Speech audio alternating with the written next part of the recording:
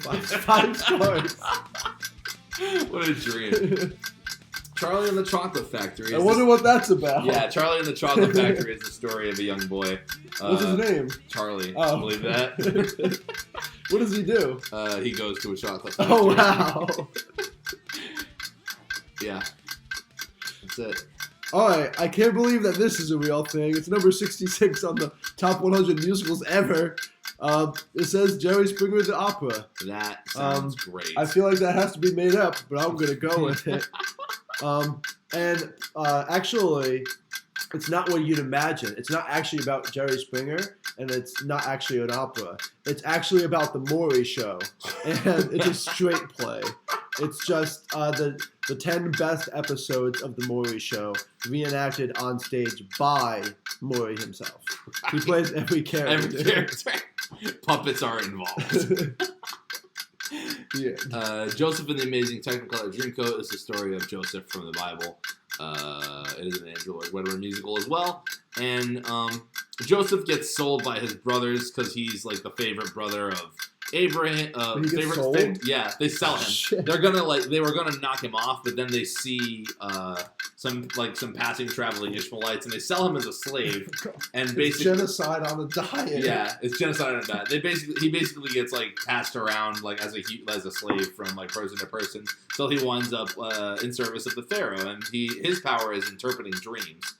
Joseph's. Yeah, he has dreams, and they're like prophetic dreams. He's like a prophet, and so he finds a way to like monetize his power basically because he like talks to the Pharaoh of Egypt at the time, and he's like, "Hey, I can tell you basically what your dreams mean." Because the Pharaoh he's like, "You're gonna have like a bunch of plagues and then a long period of prosperity." So he plays all three witches in Macbeth. Yeah, so he plays all three witches in Macbeth, basically, and kind of works his way up to a very high position. And then his brothers come, like, basically begging him for food because they're kind of down on their luck. Things aren't going too great on the farm, as it were.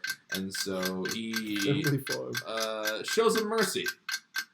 He shows them mercy after they sold him into a life of slavery. What a good guy. I would have been like. That's why Joseph got into heaven. Yeah.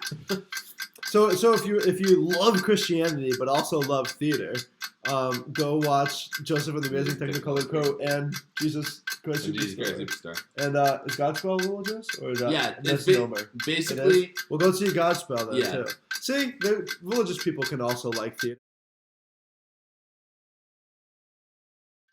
Hey, we had technical difficulties, but we're right here. Don't you worry. Right. Next up was London Road. Was that me? Which is you. London Road. So this is obviously about the lesser-known band that was competing with the Beatles when they were rising to fame. You know, they had Abbey Road. And there was another band that was called the Roaches.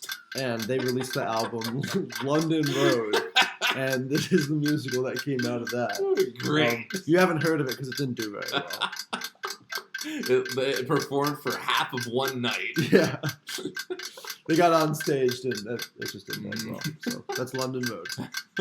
The guy playing their Connor McCarthy, who is the Wish version of Paul McCartney, suffered a pulmonary embolism and died mid-performance. So. And everyone clapped. That was the only applause of the performance. That was the only applause. So Notre Dame de Paris is the story of a young hunchback who dreams of one day being able to walk in broad daylight. And he meets a fairly attractive woman who is being set upon by the archdeacon of the church, who apparently did not take the commandment about not lusting after your neighbor's wife to heart and proceeds to horn dog on her the whole show. And the hunchback has the good sense to kill him with a shotgun and becomes. Does he really? Yeah, oh my God. This is all real. This is a Disney film. Yeah. No, I don't know what Notre Dame de Paris is, but that's what I would imagine it would be. Nice. All right, Vag Time.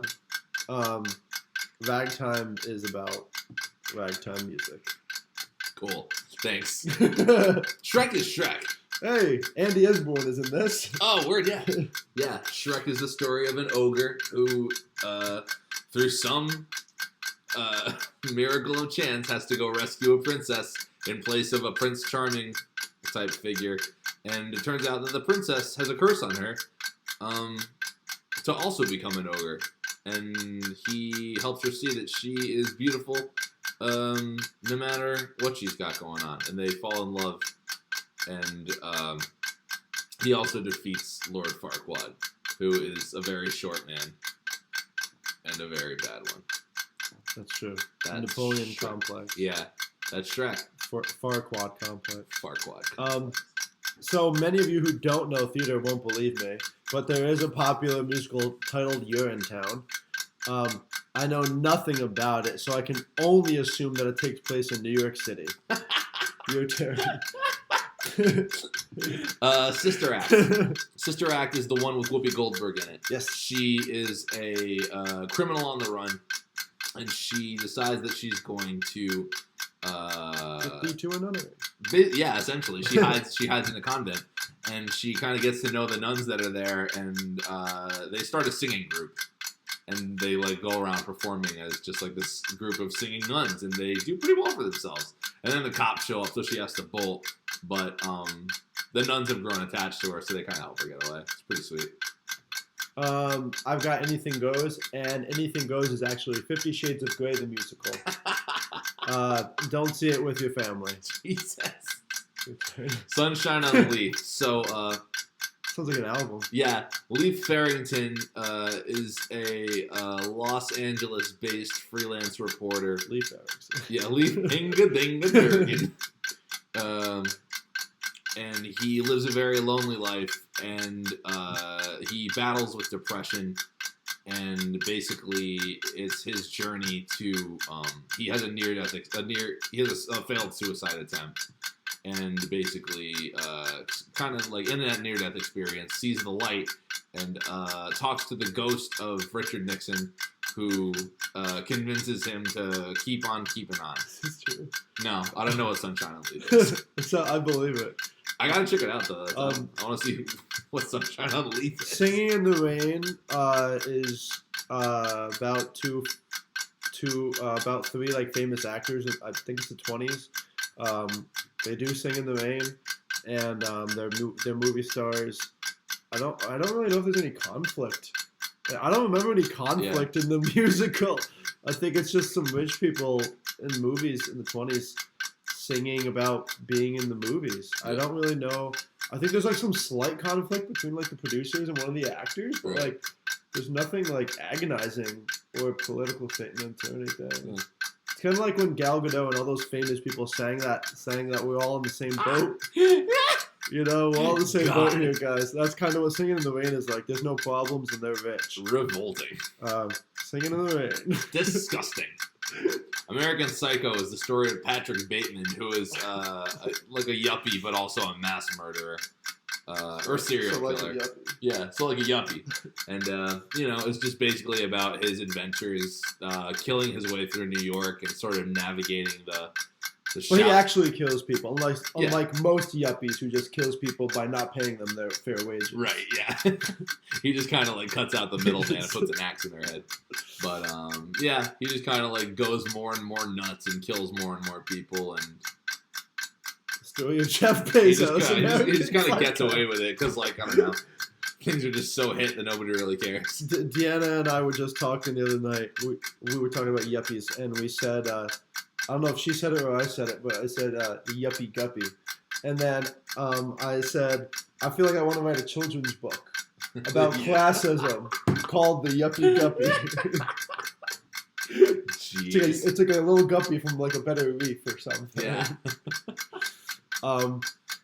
I got Fame, which I can only imagine is part 2 to Singing in the Rain. It's just now 2020 and they're richer and they're still white. Great. Fame.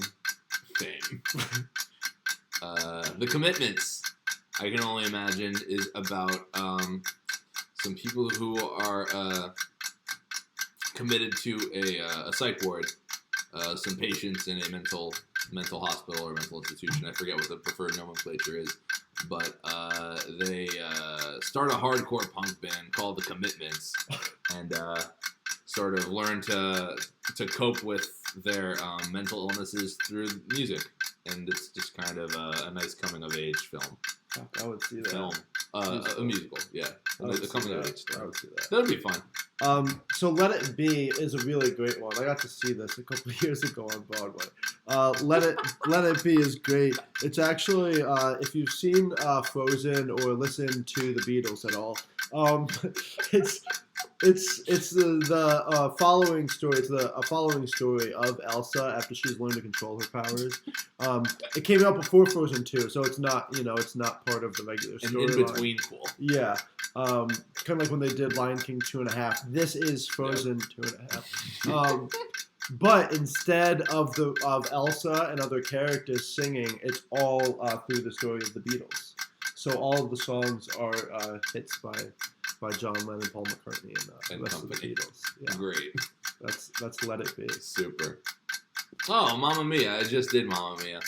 What the hell is that? That is interesting. We're gonna find out what that is in a little bit. Sorry, there's a crazy image on our screen right there. Yeah. Mamma Mia is the story of a young woman who is about to get married, and as a fun little treat, she decides to find out which of the guys that her mom banged in the 70s is her biological father. And so she invites them all three. Yeah, she invites all three of them to this Greek wedding, and it's just like them trying to figure out. It's Jerry Springer the musical. It's her Greek wedding, with by the the way. with the music of ABBA.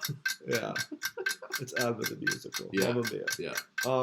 I had no idea this was a musical, so shout out to JRR. But Lord of the Rings, I would like to say is fake, and I would like to come up with a great story for that. But I can only imagine that it's like the movies, but not as good and with more music. So there's some miniaturized people, which are the only good people in the story, that join other people who are like kind of good but not really, which includes dwarves, orcs, and elves, on a journey to destroy, well, depending on which movie you're watching, to destroy the one most powerful ring by throwing it into the fire that created it. Oh, that's what the Lord of the Rings No one is, even the good people are not good by the end of the film. Damn. Except for Samwise Gamgee. He's always a good guy. That's cool. The Lord of the Rings, a musical. So this is a musical called I Can't Sing, which I have not seen. Is it a musical about me? Yeah. It's the story of Tim Godomsky, an aspiring playwright from Long Island, New York. And he learns to navigate the rough and tumble world of musical theater, despite having self-professed no musical ability. Go see it. I can't see Arthur Flemminger calls it a classic. Great. Newsies, another hit that I guess I probably should know. Right. Is about young children that I can only imagine are being taken advantage of by capitalism and the boss, probably being forced to sell their paper for a nickel and only getting a penny. And I think they probably end up demanding fair wages and stop selling papers, or maybe they sell the papers and only keep the money. They probably overthrow the bad guy because I doubt he learns his lesson. I think that is the gist. Yeah. How do you say that? So Candide is a stripper that works at Electric Blue. Works at Blue Horse. Yeah, that works at Blue Horse. R.I.P. Blue Horse Bar. R.I.P. Blue